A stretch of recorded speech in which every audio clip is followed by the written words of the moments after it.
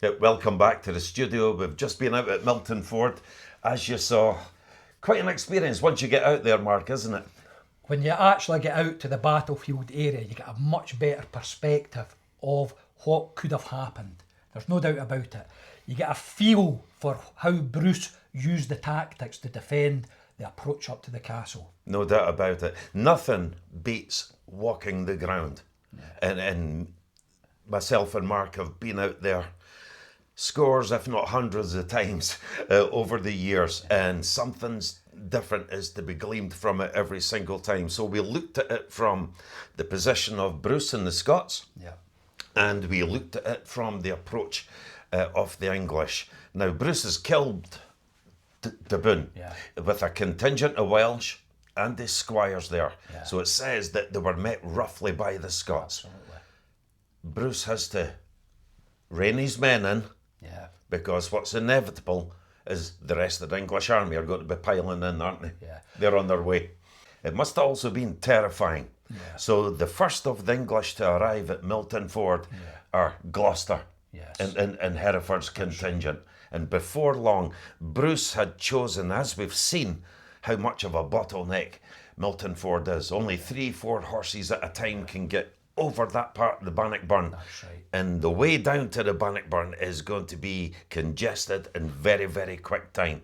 So Bruce is occupied there. With that congestion, the knights need to find out alternative routes to try and come behind Bruce, don't they? And that's when Clifford and Beaumont tried to circumnavigate the Scots, didn't they? That's right. And Thomas Gray tells us quite specifically, because he was among them, and he related this to his son, that there were 300 of them. Now, that's quite a force. That's quite a force. And under Clifford and de Beaumont, they have gone over the Catcraig with the Bannock Valley in their left-hand side. They've come down along the karst floor, seeking to get up onto the dry field. And eventually they find a way, and they have an engagement with Thomas Randolph, don't they? So they had a choice. They could have tried to outflank the Scots coming into the rear of them, or as something onwards up to the castle. My own personal view is I think they were trying to outflank, but that engagement with Randolph took place there, didn't it? Randolph is, for some reason, he's had to split his force. And so if we surmise that Randolph had somewhere in the region of 3,000 men, he's had to split that 1,500 men. But we know that Clifford and de Beaumont's retinue and knights, 300 strong, get there before Randolph, because Beaumont is recorded as saying, let them come on. So they are up for the sport of that fight. He actually allowed them to form up, didn't he? Yeah. How that came back to bite him, didn't it? That's a phenomenal thing, because they didn't charge them piecemeal. They went in individually. They had their sport. They even had arguments. Thomas Gray among them. One knight was killed. That's right. His name escapes me for now. Vipond, was it Vipond? Vipond, he was killed. Thomas Gray was captured. At that moment, he wouldn't see day 2 of the Battle of Bannockburn. And some would finish that fight and they would head on to the castle, or the rest would go back down to the karst. And there's also, with the congestion at Milton Ford, there's also the option of going left along the Bannockburn. That's right. Because Bruce had to make sure that the gap between Milton and Halbert's Bog was plugged. That's right. And the banks of the Bannockburn are high, and it's not until you get about a mile further along where Scotichronicon meets the Bannockburn, That's right. which we reckon Edward Bruce, in his right, as being on Bruce's right hand, would have plugged that role. So the English denied access to the dry field in day 1. It's been quite a day. Absolutely. And if we look at the illustration here, we see some of the knights in armour and some of the weaponry that would have been used that day. We can see the lances that they have there, and it kind of gives us an illustration of the length of those lances. Once again, I've got to stress, this isn't a photographic interpretation, but when this was done in the 1400s, they were much closer. They were seeing these weapons regularly. So it must be a fair representation of perhaps what was used. You can see the length of the lances and some of the armour that they've got on there. And also, it actually shows a little bit of congestion there, doesn't it? It certainly shows some congestion there. And it could easily be interpreted that that's coming down the Bannock Valley there. Those pikes, to me, look like 16, 18 foot long. Yeah. And of course, which is understandable. And they would have formed, certainly in the second day, the Schiltrons. And as Thomas Randolph, he set up the Schiltrons as well, didn't it? They were really effective against cavalry. Very much so. But when they're standing shoulder to shoulder and they're X amount of men deep, because when you look below Bruce in this illustration, it seems like they're fighting on an open plain, doesn't it? There's much more space. Absolutely. So looking at the soldiers there, you could interpret that showing 2 days with the soldiers at the bottom on the open plain and those at the top behind Bruce, perhaps on the dry field area. Yes. That's a consideration, isn't it? It certainly is. But you're also seeing the brutality of it. You're seeing this pikeman thrust this pike into the night, unhorsing the fellow, and then just directly below that you just see how brutal it is in finishing these knights off when they're driving their pike through them, through any gaps in the body armour. Absolutely. And look how close they are together. And absolutely. In the heat of battle, there's little love lost between them. It was them or yourself, wasn't There's it? no chivalry in this day. No chivalry whatsoever. Scotland's freedom is at stake, but you see the amount of Scottish pikemen there, and you see how close the horses are. You don't see a great big charge over a large area of ground. So even although it's an open plain, it's congested. You can actually see how the Scots are there in force. Absolutely. And they were described in one of the chronicles as being lightly armoured but difficult to penetrate, with bucklers, hand axes, and of course the spears. They had the bucklers, which are short shields. Yes. The main thing is the pike. They have a hand axe on a string to hand. They would have had a dagger as well, more than likely, but well tooled up, but for quick movement. Yes. So shall we go out and have a look at perhaps where this Randolph confrontation took place? Have a wee look there? Let's have a look at that one. Out in the field. Let's go and do that then.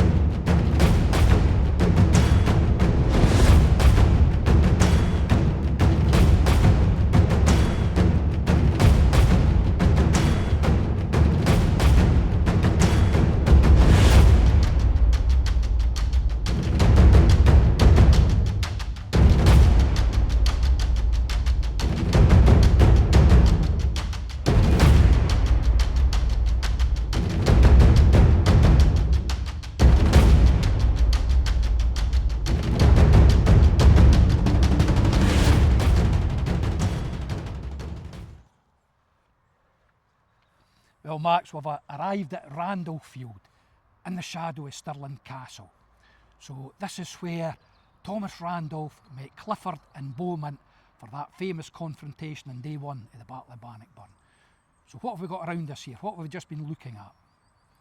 What we've got here is known as the Randolph Stones, and it's been investigated, it's been explored, and these are in fact medieval stones from the time of the battle, and these could be the oldest memorials to any Scottish battle in living history. But this is one of the most curious parts of the Battle of Bannockburn on day one.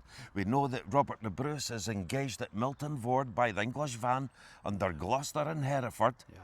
And we know through the Scotichronicon, written by Thomas Gray Jr., his father was part of a retinue of 300 knights under Lord Clifford, Robert Clifford, and Henry de Beaumont, who, unable to get into action at Milton Ford, they've gone back up over the Cat Craig, down the Bannockburn Gorge, or down beside the high ground at the Bannockburn Gorge.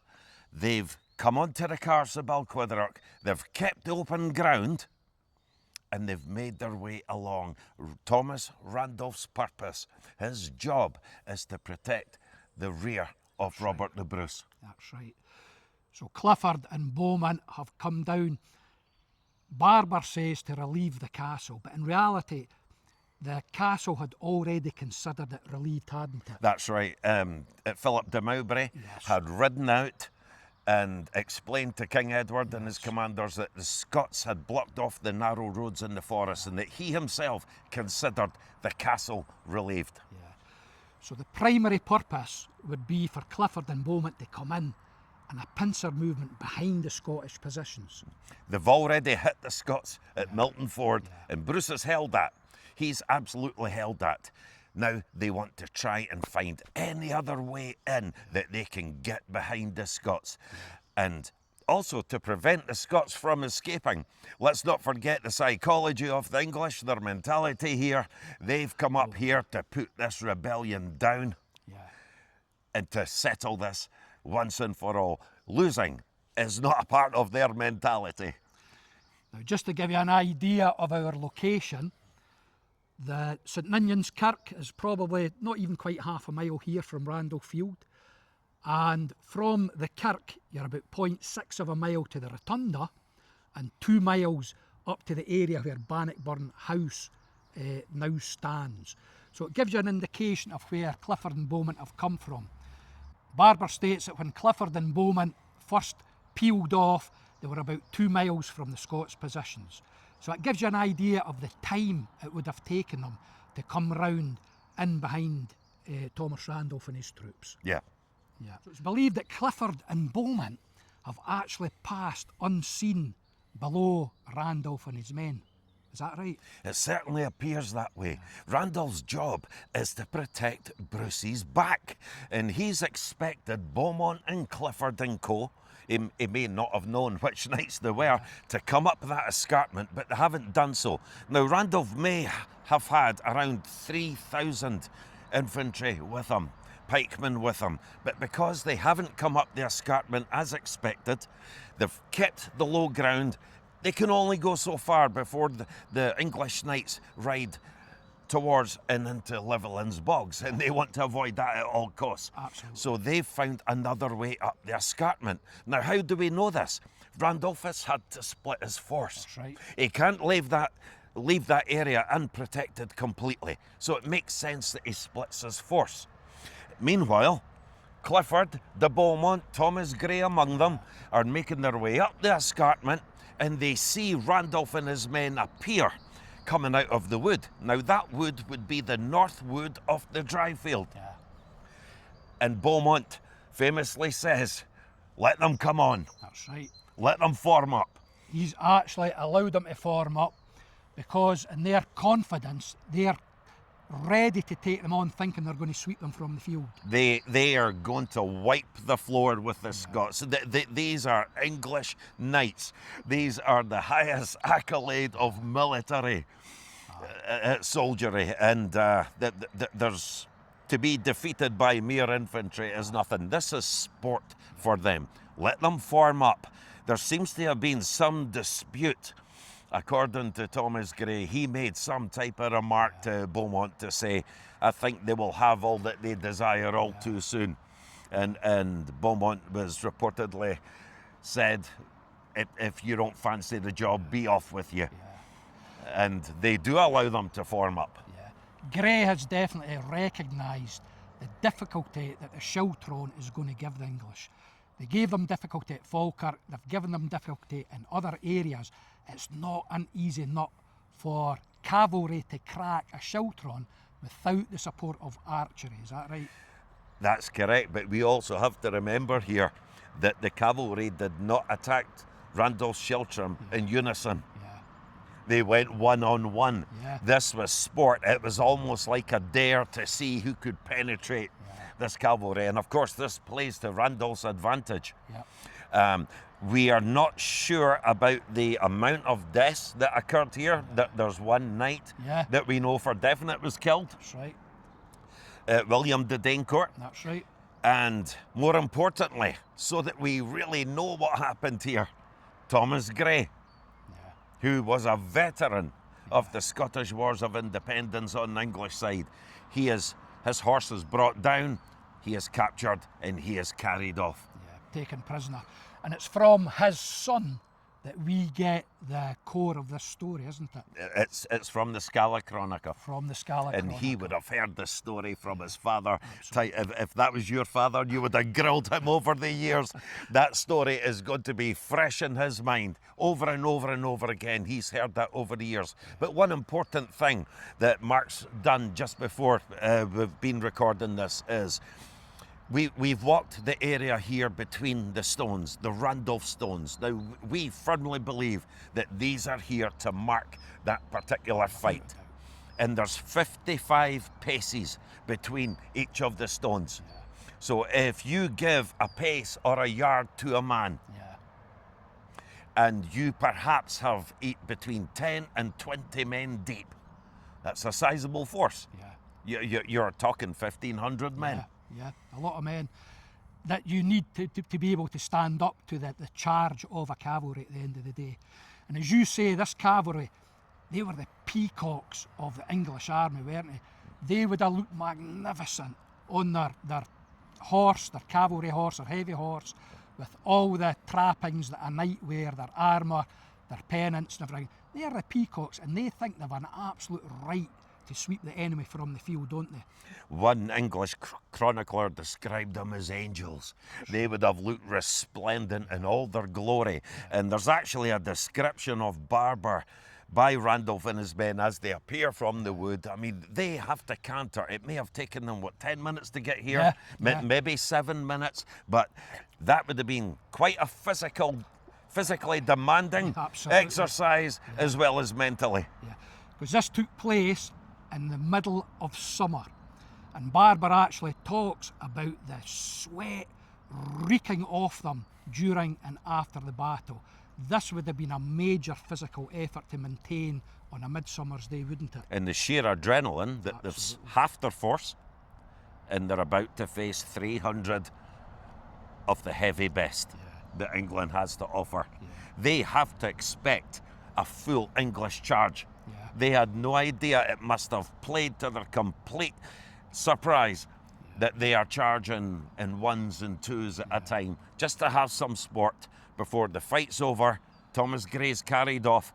We have one English fatality that we know of, and some have perhaps gone on to the castle, which we know is already relieved, and the others have gone back down towards the cars, towards the English camp.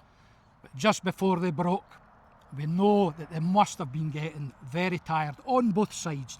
To sustain that level of effort for any length of time is difficult on the men and difficult on the horses.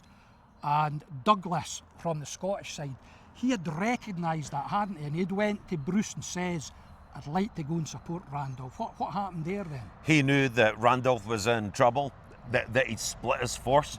So he knew that some type of action was taking place. Barber tells us that he pleaded with Bruce to go and help Thomas Randolph, Bruce's nephew. But Bruce told him to hold his ground, to stay where he was, because there's 3 actions that day, including Bruce, Edward, Bruce and Randolph. So Bruce was very astute. He was very much a poker player. And he had complete confidence that Randolph could handle that situation, which he did. I think one report mentioned that the knights were throwing axes and maces into the sheltrum to try and break it somehow. Because they could not penetrate it. They could not penetrate it, and Randolph certainly earned his spurs that day. And in the aftermath, when the English broke and fled, as you say, to the castle or back to the main body of their army, the Scots, they would have been exhausted. The sweat, the adrenaline, they would have been thrown off their garments, wouldn't they? They would have been exhausted, but mission accomplished. Absolutely. They have protected the dry field. Yes. If the English had gotten into the dry field at all, there'd be no Bannockburn on day 2. it's essential that they plugged all those areas and they held that ground, and they all played their part. Because they would have, as you said earlier, they would have caught the Scots in a pincer movement with heavy cavalry on either side. And as well know, it's difficult to fight on two fronts, isn't it? Of course it is. Absolutely difficult.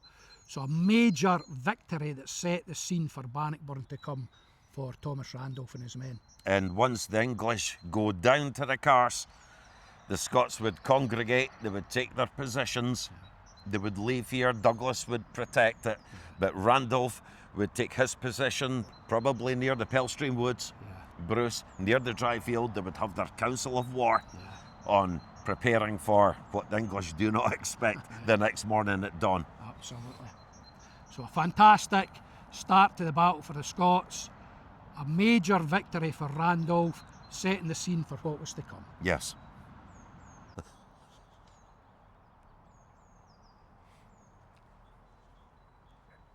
It's customary in the medieval era to mark such an important event as a battlefield or some other type of event with a stone marker. And we know that these stones, the Randolph stones, these two stones date from that same medieval period as the Battle of Bannockburn.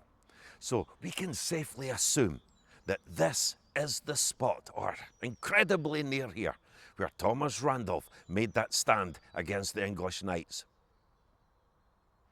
Max, we've taken a walk around this area, and it's an incredibly significant area that would be easy to drive past on the modern day road. But there's such a lot in here, isn't there? We have the kirk just up the road there, the St Ninian's Kirk, a Roman road just to our right hand side here, and this would be the main route in towards the castle back in medieval times, wouldn't it? No doubt about it. Apart from the curvature at Milton Ford, which has to happen, it's the only way over the Bannockburn during the medieval era. And once that straightens out, that main road is the same road in 1314. It comes directly through St Ninian's and goes on the way to the castle. But you're right, people either walk by or drive by this every day and they miss it. I remember many years ago reading David Ross's book On the Trail of Robert the Bruce, and he'd gone into the police station here and he'd asked about these stones, and he says, oh, they're just a couple of old stones. So they never knew. But this is such an area of significance. It's built up now, but you do have the stones to come and see and to touch.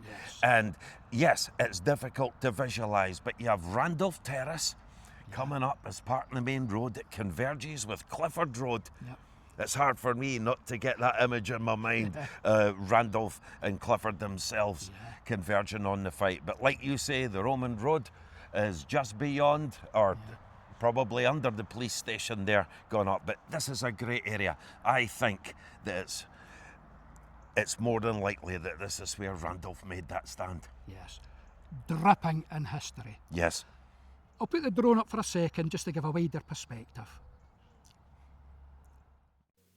Balquidderock Wood sits on a 30-degree ridge which extends to the base of Stirling. The ridge is naturally scalloped out here, providing access to the higher ground in the area of Broom Road, which you see in the middle of the frame, providing access to the dry field and the new park, where you see the houses in the background. This area would have been protected from attack by Thomas Randolph and the Scottish troops.